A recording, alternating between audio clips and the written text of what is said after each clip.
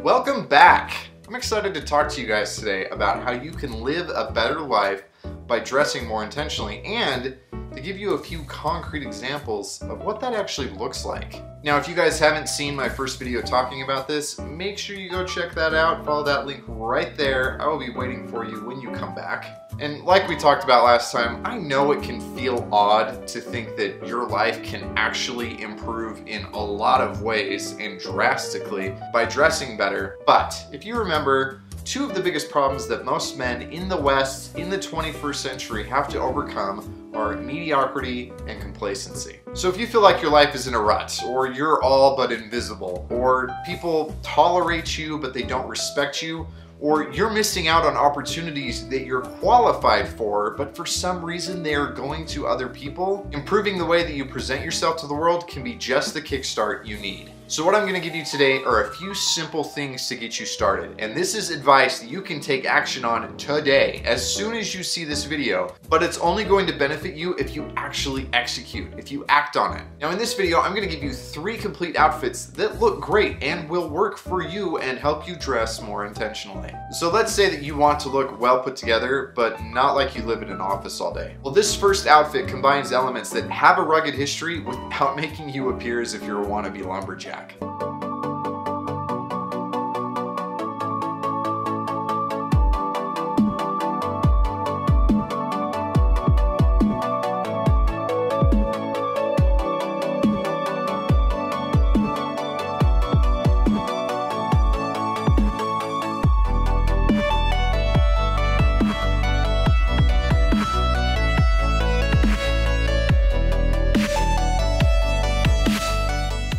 You start with a simple pair of dark denim, some casual work boots, whether they're beaten up or highly polished is entirely up to you.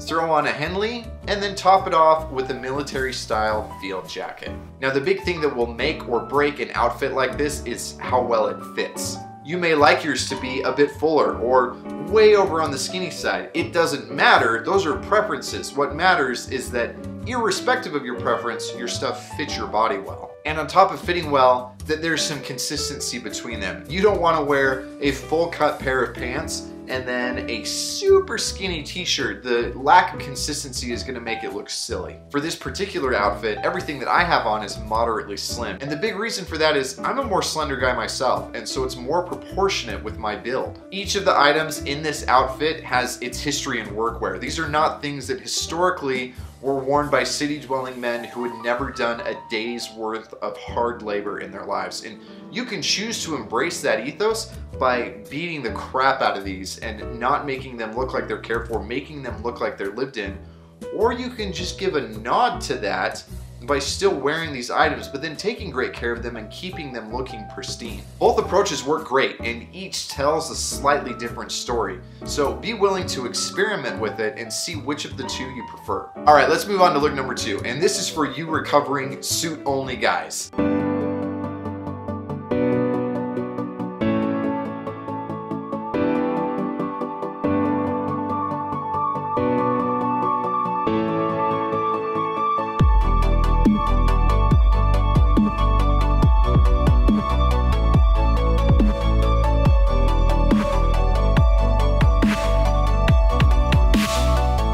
Now this is a look that's still more dressed up than what the average guy wears, but it's not so far removed that it starts to negatively impact you. Rather than wearing a full suit, split it up into separates. Now this is doable as long as the cloth has some texture to it. For this look, I'm wearing a pair of cotton chinos, a navy sport coat, and navy is the king of versatility when it comes to pretty much anything, but especially sport coats. And the reason that this can be worn as a separate is because it's flannel, so it's got that good texture to it. I ditched the tie and then swapped out the dress shirt for a polo, and then to finish it off, a nice pair of brown suede chukka boots. Now notice that the fit in this outfit is a lot fuller than what I wore in the first one. Again, this is just to reiterate that fit is preference, but proportion matters. The reason that this still fits well is that the shoulders end where my shoulders do. The length of the jacket is right where it should be at my wrist. The length on the shirt sleeve is right where it should be at my wrist. And the pants fit me through the waist. Yes, it's fuller.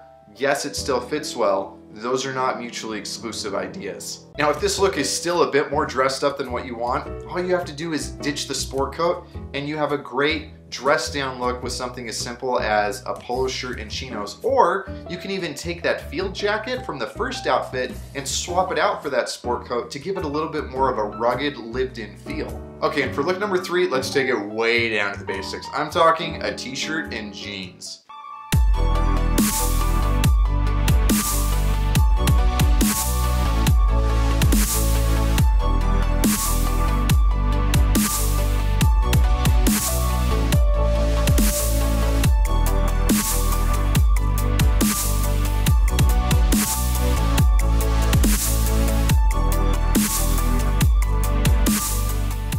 Now, we'll use those same jeans that we used for the first outfit. We'll throw on a simple is the key word, well-fitting t-shirt, and then add to that a pair of white Chuck Taylors. Now, what makes this look so effective is its simplicity.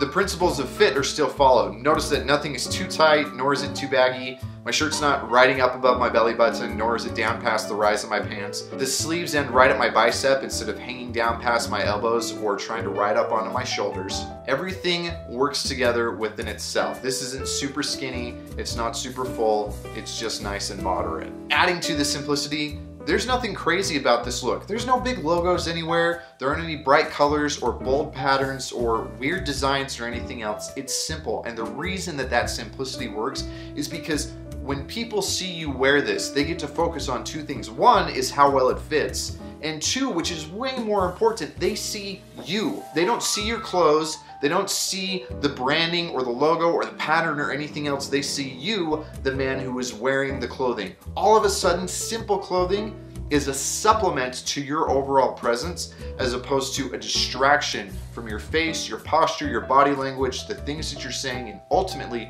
who you are as a man. And part of the reason that that simplicity works is because everything in here is classic. Now, take for example, if we were to swap out those sneakers for the pair of Skechers that your father-in-law wears when he's out walking, you take something like that it hasn't withstood the test of time, and you throw it on, and this whole outfit is shot, it's ruined. But because it's all classic, time-tested, simple pieces that fit well and don't detract from you, it can look fantastic. Want to dress it up a bit? Easy. Upgrade that t-shirt to a polo.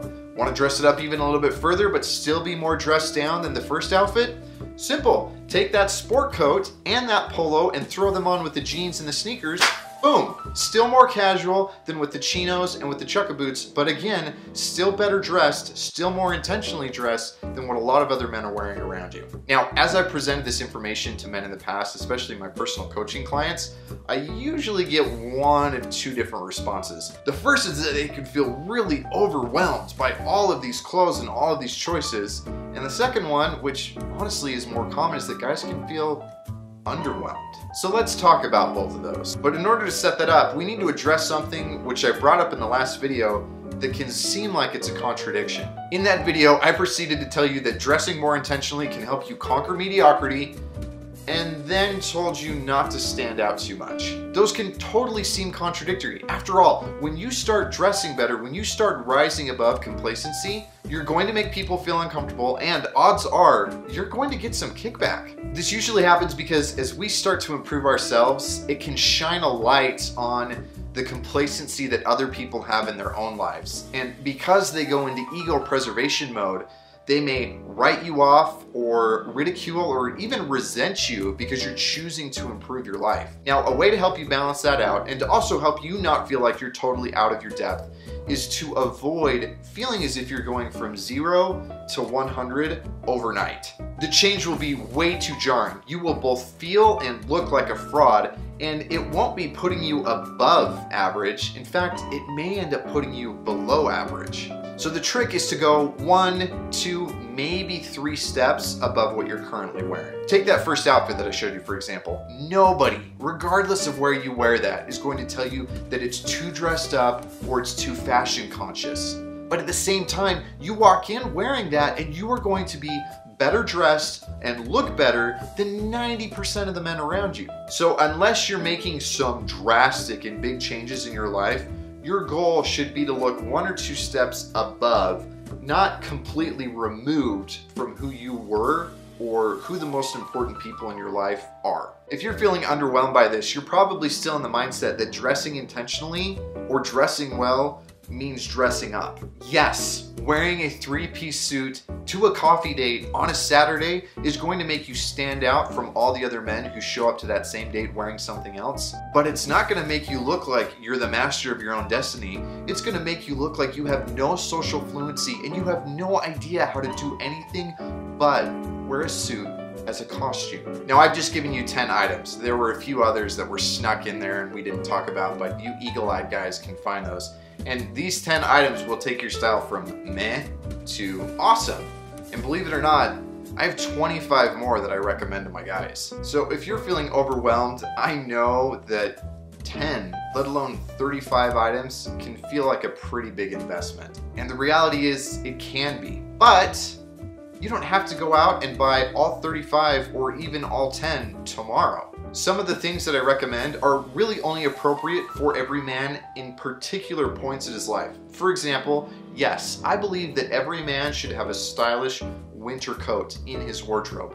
If you live in Hawaii, you don't need that now. You probably won't need it until you go spend a February in London or a November in Vermont, or you're at some point in the world where that's actually called for. So do you need to go buy that tomorrow? Of course not. You just need to start with the things that will actually benefit your life and start dressing more intentionally as quickly as you can. Now, the other big question that I get from my clients when I'm presenting these staples to them is, Tanner, this is great and I love this stuff, but I don't want to look like I'm just a clone client of yours. How do I take items like this and then inject a little bit of my own personality or my own taste into them? And I love that question. In fact, that question is such a big one that we're going to be talking about that one in the next video because there's no way we have enough time to address it now. So in the first video, I asked you guys to leave me a comment telling me how you believed that dressing more intentionally would benefit your life. And I gotta say, I have loved the responses, both in comments and in emails and in conversations that I've had with you guys. I love the responses that I'm getting because